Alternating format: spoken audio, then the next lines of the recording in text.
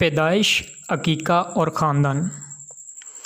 क़ायद-ए-आज़म की शख्सियत व किरदार पर जो किताबें शाया हुई हैं, उनमें से जी अलाना की किताब क़ायद-ए-आज़म एक कौम की सरगुज़श्त एक अहम और मुस्तनद किताब समझी जाती है।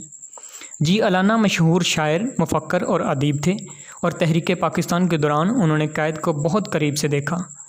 अलाना की सवाने उम्री में क़ायद की निजी और अवामी ज़िंदगी के ऐसे बेशुमार गोशों को बेनकाब किया गया है जिन तक शायद किसी की रसाई नहीं हो सकी थी।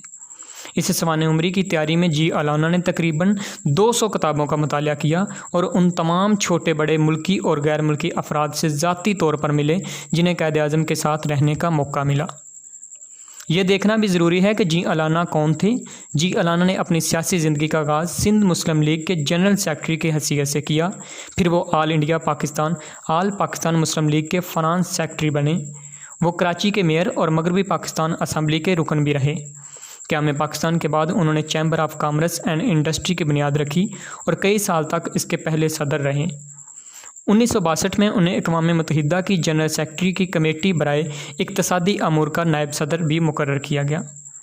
किताब के दबाचे में जनाब जी अलाना ने लिखा है कि जनाब और पाकिस्तान दो ऐसे अल्फाज हैं और इनका आपस में इतना गहरा और करीबी ताल्लुक़ है कि एक के बगैर दूसरे का तसव्वुर भी नहीं किया जा सकता।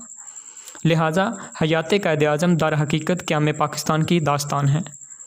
आइए देखते हैं कि क़ायद की ज़िंदगी के हवाले से जी अलाना की किताब से बाज़ दिलचस्प मालूमात। वो लिखते हैं, 1947 से पहले हिंदुस्तान के इलाके काठियावाड़ में एक छोटी सी रियासत थी जिसका नाम गोंदल था।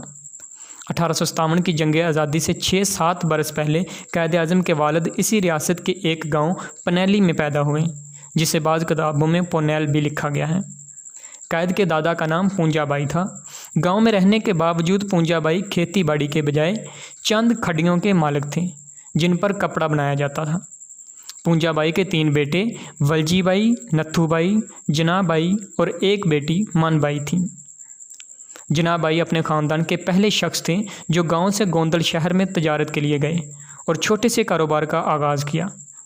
1974 के लगभग जनाबाई की शादी मट्ठी बाई से कर दी गई जो खोजा बरादरी के एक मुअज़्ज़ज़ ख़ानदान की बेटी थी और जिनका असल नाम शीरी बाई था। इन्हें प्यार से मट्ठी बाई कहते थे। शादी के बाद जनाबाई ने ज़्यादा बड़े पैमाने पर कारोबार की गरज से फ़ैसला किया कि वो बम्बई या कराची मुंतकिल हो जाएं, जो बंदरगाह होने के बायस निस्बतन ज़्यादा कारोबारी शहर शुमार किए जाते थे। बिलाखिर किस्मत जनाबाई को कराची ले आई जहां उन्होंने न्यू नहम रोड खारादर की बिल्डिंग में एक हिस्सा किराया पर लिया। कराची में जो इन दिनों 50-60 हज़ार की आबादी का एक शहर था, एक तजारती firm Graham's shipping and trading company थी जिसके जनरल मैनेजर का नाम फ्रेडरिक क्राफ्ट था। जल्द ही जनाबाई ने अपनी मेहनत और ईमानदारी के बाद इस फर्म में तजारती राब्ते कर लिए और शुरू में गूंद कतीरा इसी कंपनी के ज़रिए मुल्क से बाहर भेजी। 25 दिसंबर 1876 को क़ायद-ए-आज़म मोहम्मद अली जिन्ना पैदा हुए। पैदाइश के वक्त वो कमज़ोर, दुबले पतले जिस्म और लंबे हाथों वाले बच्चे थे। ताहम डॉक्टरों को दिखाया गया तो उन्होंने कहा कि कमज़ोरी के सिवा बच्चे में और कोई नुक्स नहीं, वो जल्द ही सेहतयाब हो जाएगा। आमतौर पर काठियावाड़ के लोगों के नाम हिंदुओं से मिलते जुलते होते थे। ताहम जनाबाई, पूंजाबाई और उनकी अहलिया मट्ठी बाई ने अपने बच्चे का नाम मोहम्मद अली रखा। क़ायद के अलावा जनाबाई के 6 और लड़कियां थीं जिनमें से 4 बेटियां थीं यानी रहमत, मरियम, फ़ातिमा और शीरीं, और 2 बेटे थे यानी अहमद अली और बंदे अली। क़ायद के वालिदा ने असरार किया कि जनाबाई पूंजाबाई बच्चे के अकीक़े के लिए उनके आबाई गांव पनेली के करीब ही गेनोड गांव में नामवर बुज़ुर्ग हसन पीर की दरगाह पर चलें।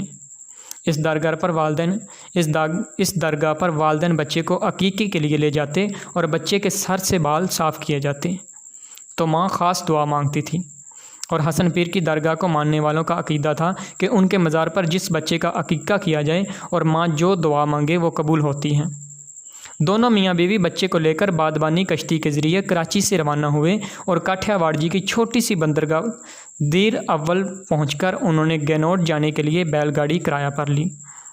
अकीक़े के बाद क़ायद की वालिदा ने हाथ फैलाकर बच्चे के लिए दुआ मांगी और वह यकीनन कबूल दुआ का लम्हा होगा। क्योंकि ये बच्चा मोहम्मद अली आगे चलकर दुनिया की सबसे बड़ी इस्लामी रियासत पाकिस्तान का बानी और बाबा एक कौम बना। नाजरीन, अगर आपने अभी तक मेरे चैनल को सब्सक्राइब नहीं किया तो मेरे चैनल को सब्सक्राइब कर लें और साथ ही घंटी के बटन को ज़रूर दबाइए ताकि आपको मेरी आने वाली तमाम वीडियोज़ मिल सकें। पाकिस्तान जिंदाबाद।